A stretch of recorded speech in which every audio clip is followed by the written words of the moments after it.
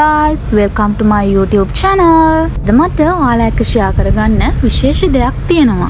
ඉතරහට ඔයාලට බලා ගන්න පුළුවන් මම අද යන්නේ කොහෙද කියලා. තමයි මගේ ජීවිතේ එක ස්ටෙප් එකක විශේෂම දවස.